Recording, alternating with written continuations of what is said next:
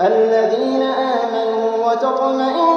قلوبهم بذكر الله. بسم الله الرحمن الرحيم. ألف لام را كتاب أحكمت آياته ثم فصلت من لدن حكيم خبير ألا تعبدوا إلا الله إنني لكم منه نذير وبشير وأن استغفروا ربكم ثم توبوا إليه يمتعكم متاعا حسنا إلى أجل مسمى ويؤت كل ذي فضل فضله وإن تولوا فإني أخاف عليكم عذاب يوم كبير إلى الله مرجعكم وهو على كل شيء قدير ألا إنهم يثنون صدورهم ليستخفوا منه ألا حين يستغشون ثيابهم يعلم ما يسرون وما يعلنون إنه عليم بذات الصدور وما من دابة في الأرض إلا على الله رزقها ويعلم مستقرها ومستودعها كل في كتاب مبين وهو الذي خلق السماوات والأرض في 6 أيام وكان عرشه على الماء ليبلوكم أيكم أحسن عملا ولئن قلت إنكم مبعوثون من بعد الموت ليقولن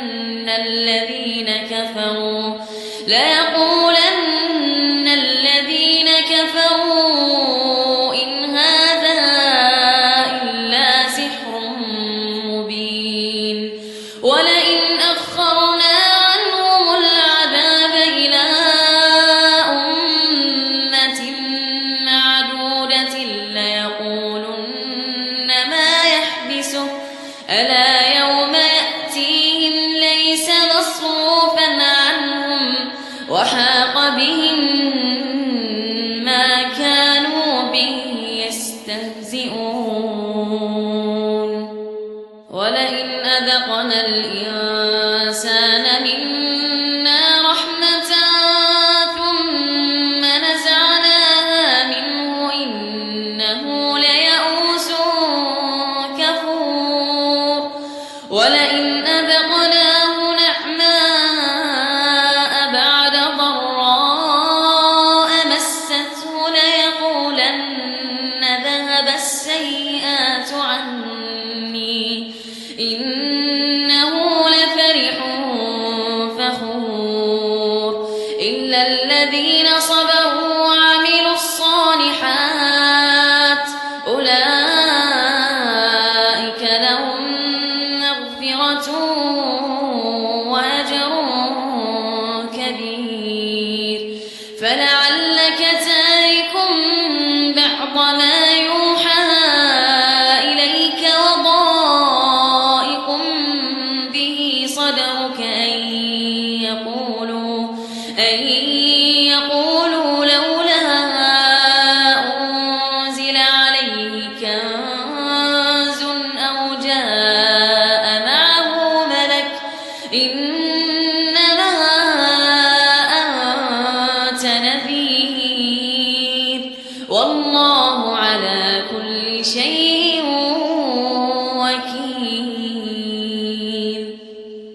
أم يقولون افتراه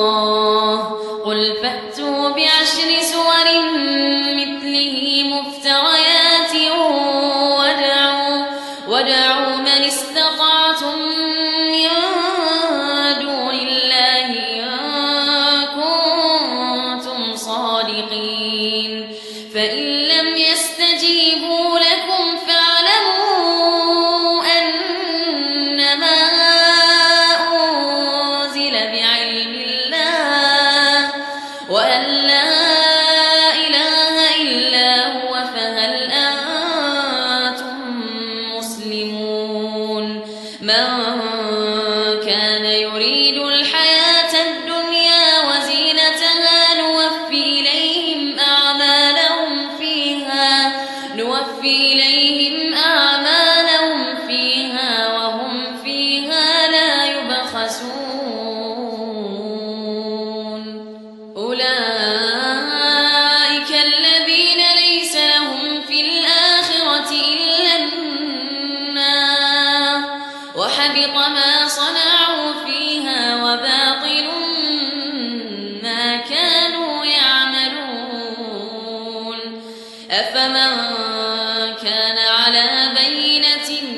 من ربه ويتلوه شاهد منه ومن قبله كتاب موسى إماما ورحمة أولئك يؤمنون به ومن يكفر به من الأحزاب فالنار موعده فلا تك في مرية منه إنه الحق من ربك ولكن أكثر الناس لا يؤمنون ومن أظلم ممن افترى على الله كذبا أولئك يعرضون على ربهم ويقول الأشهاد هؤلاء الذين كذبوا على ربهم ألا لعنة الله على الظالمين الذين يصدون عن سبيل الله ويبغونها عوجا وهم بالآخرة هم كافرون أولئك لم يكونوا معجزين في الأرض وما كان لهم من دون الله من أولياء يضاعف لهم العذاب ما كانوا يستطيعون السمع وما كانوا يبصرون أولئك الذين خسروا أنفسهم وضل عنهم ما كانوا يفترون لا جرم أنهم في الآخرة هم الأخسرون إن الذين آمنوا وعملوا الصالحات وأخبتوا إلى ربهم أولئك أصحاب الجنة هم فيها خالدون مثل الفريقين كالأعمى والأصم والبصير والسميع هل يستويان مثلا أفلا تذكرون ولقد أرسلنا نوحا إلى قومه إني لكم نذير مبين ألا تعبدوا إلا الله إني أخاف عليكم عذاب يوم أليم فقال الملأ الذين كفروا من قومه ما نراك إلا بشرا مثلنا وما نراك اتبعك إلا الذين هم أراذلنا بادي الرأي وما نرى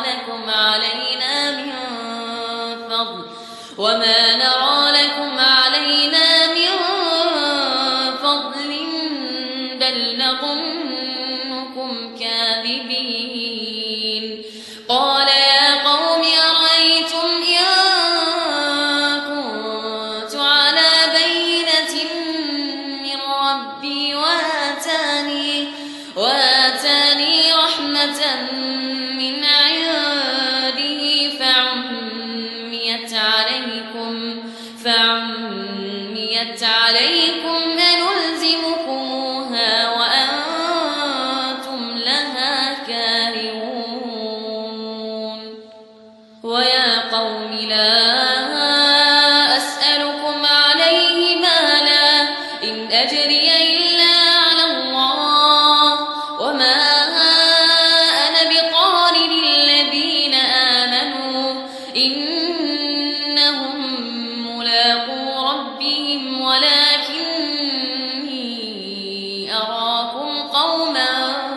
تجهلون ويا قوم من ينصرني من الله إن طردتهم أفلا تذكرون ولا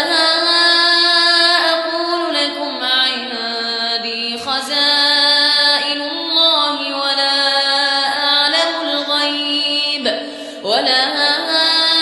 أعلم الغيب ولا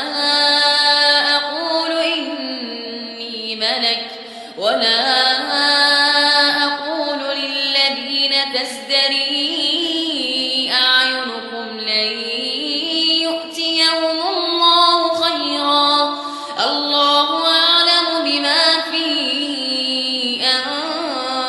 أنفسهم إني إذا لمن الظالمين قالوا يا نوح قد جادلتنا فأكثرت جدالنا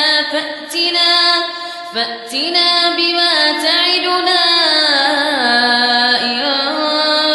كنت من الصادقين قال إنما يأتيكم به الله إن شاء وما أنتم بمعجزين ولا ينفعكم نصحي إن أردت أن أنصح لكم إن كان الله يريد أن يغويكم هو ربكم وإليه ترجعون أم يقولون افتراه قل إن افتريته فعلي إجرامي وأنا بريء مما تجرمون وأوحي إلى نوح أنه لن يؤمن من قومك إلا من قد آمن فلا تبتئس بما كانوا يفعلون واصنع الفلك بأعيننا ووحينا ولا تخاطبني في الذين ظلموا إنهم مغرقون ويصنع الفلك وكلما مر عليه ملأ من قومه سخروا منه قال إن تسخروا منا فإنا نسخر منكم كما تسخرون فسوف تعلمون من يأتيه عذاب يخزيه ويحل عليه عذاب مقيم حتى إذا جاء أمرنا وفارت النور قل نحمل فيها من كل زوجين اثنين وأهلك إلا من سبق عليه القول ومن آمن وما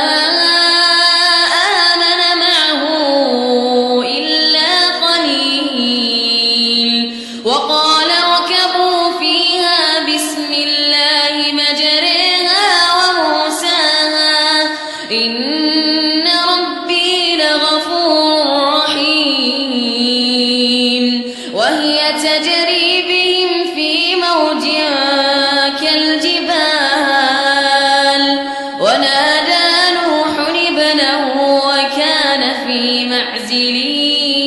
يا بني اركب معنا ولا تكن مع الكافرين قال سآوي إلى جبل يعصمني من الماء قال لا عاصم اليوم من أمر الله إلا من رحم وحال بينهما الموج فكان من المغرقين وقيل يا أرض ابلعي ماءك ويا سماء أقلعي وغيض الماء وقضي الأمر واستوت على الجود وقيل بعدا للقوم الظالمين ونادى نوح ربه فقال رب إن ابني من أهلي وإن وعدك الحق وأنت أحكم الحاكمين قال يا نوح إنه ليس من أهلك إنه عمل غير صالح فلا تسألني ما ليس لك به علم إني أعظك أن تكون من الجاهلين قال رب إني أعوذ بك أن أسألك ما ليس لي به علم وإلا تغفر لي وترحمني أكن من الخاسرين قيل يا نوح اهبط بسلام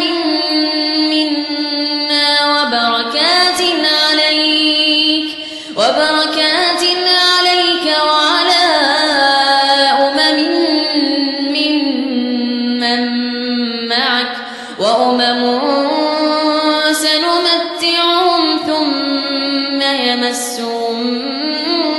منا عذاب أليم تلك من أنباء الغيب نوحيها إليك ما كنت تعلمها أنت ولا قومك من قبل هذا فاصبر إن العاقبة للمتقين تلك من أنباء الغيب نوحيها إليك ما كنت تعلمها أنت ولا قومك من قبل هذا فاصبر إن العاقبة للمتقين وإلى عاد أخاهم هودا قال يا قوم اعبدوا الله ما لكم من إله غيره إن أنتم إلا مفترون يا قوم لا أسألكم عليه أجرا إن أجري إلا على الذي فطرني أفلا تعقلون ويا قوم استغفروا ربكم ثم توبوا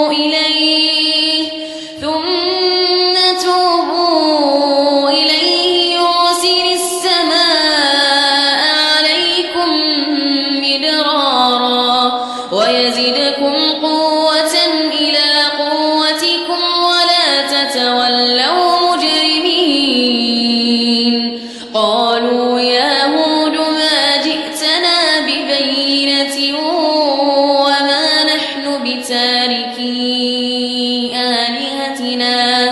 وما نحن بتاركي آلهتنا عن قولك وما نحن لك بمؤمنين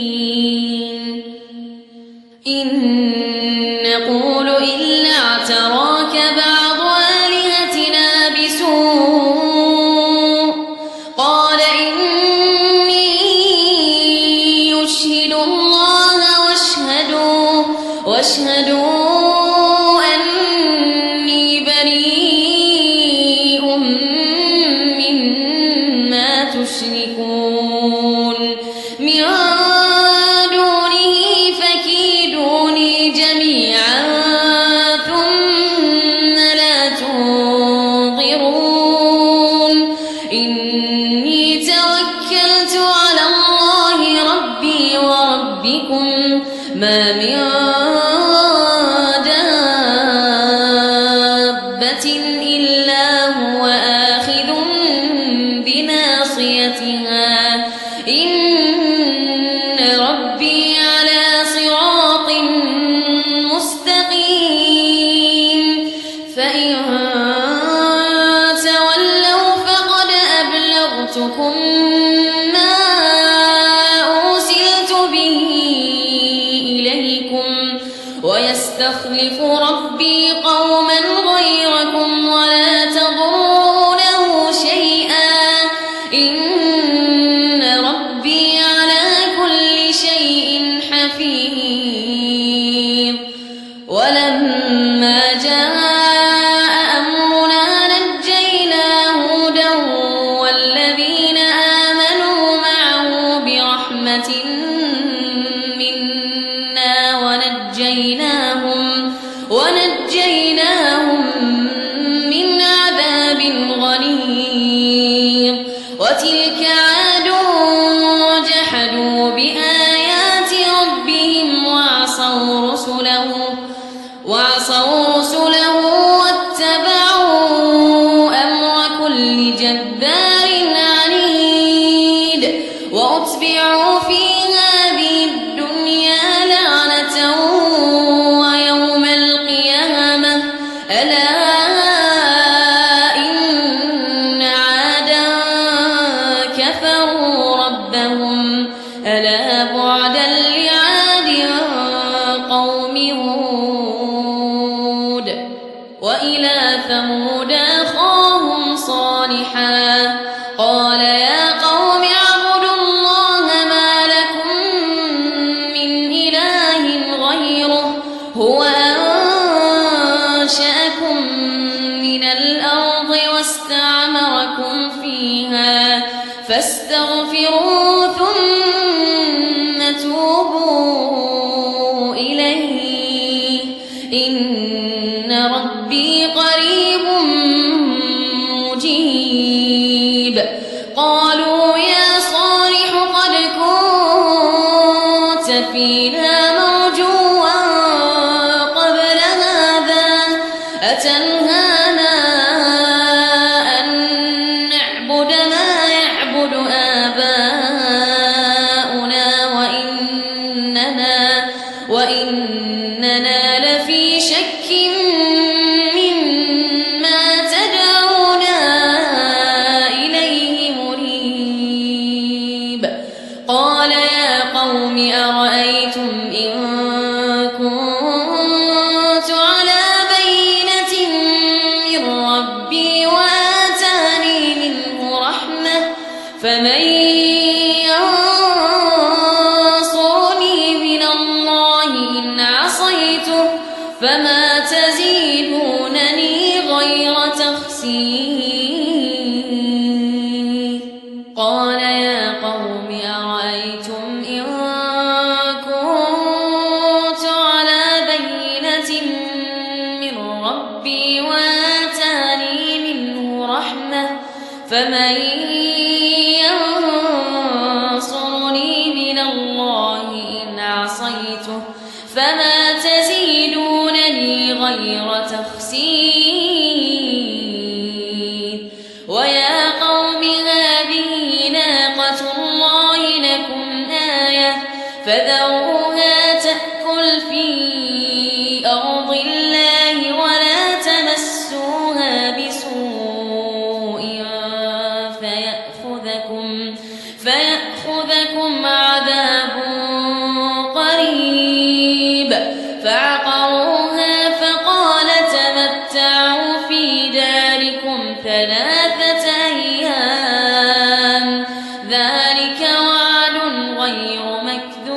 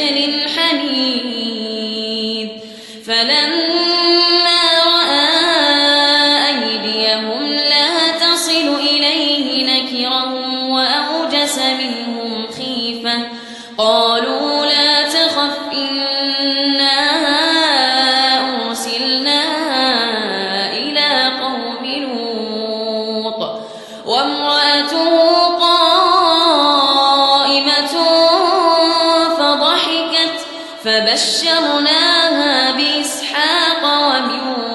وراء إسحاق يعقوب. قالت يا ويلتى أألد وأنا عجوز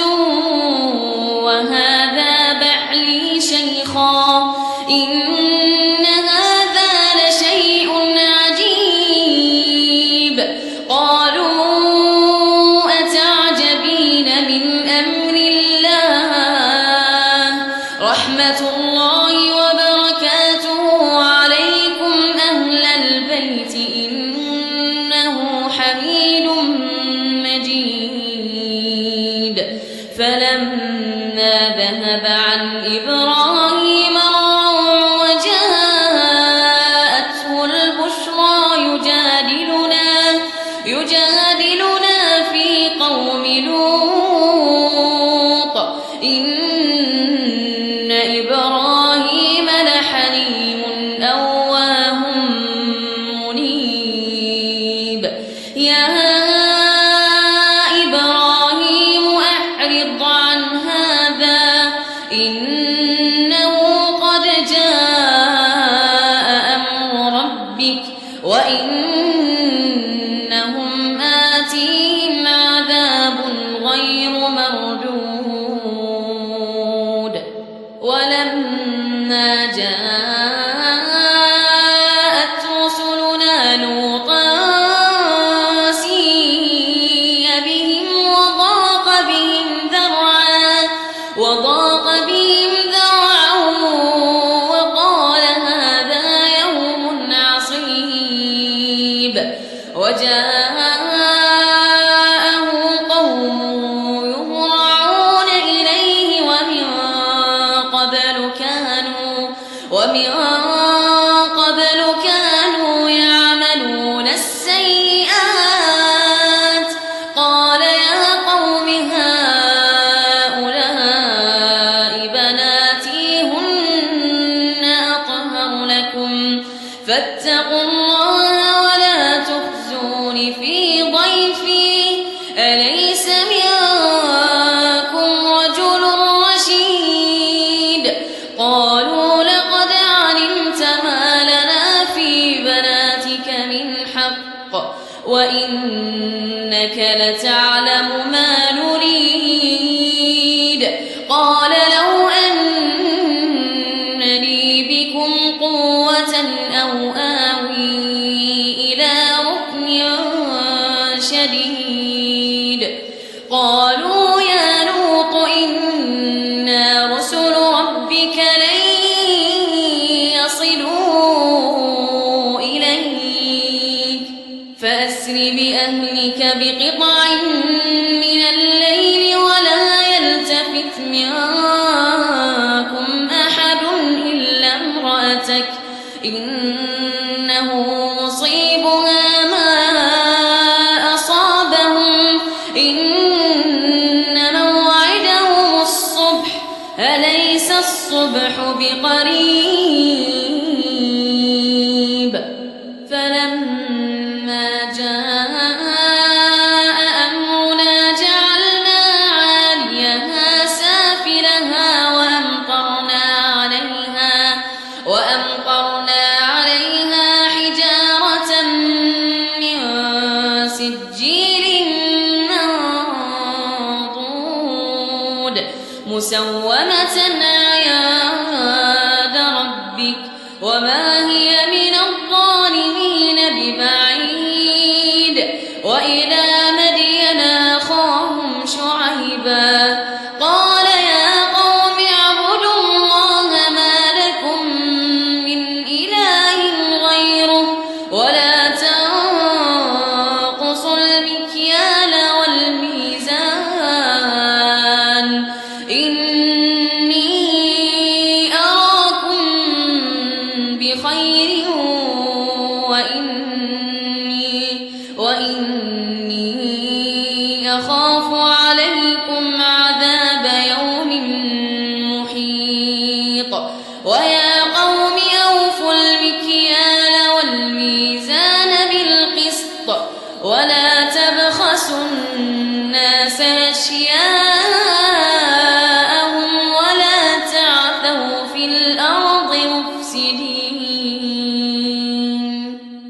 بقية الله خير لكم إن كنتم مؤمنين وما أنا عليكم بحفيظ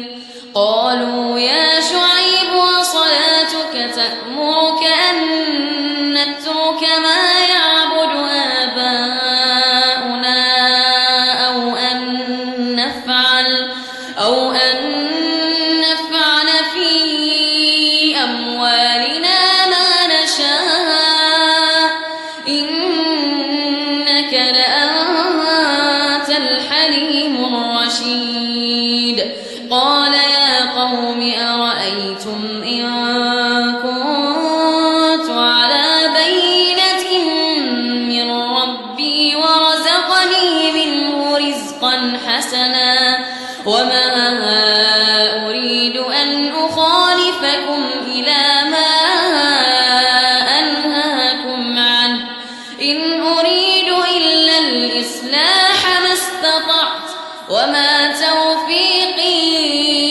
إلا بالله عليه توكلت وإليه أنيب ويا قوم لا يجرمنكم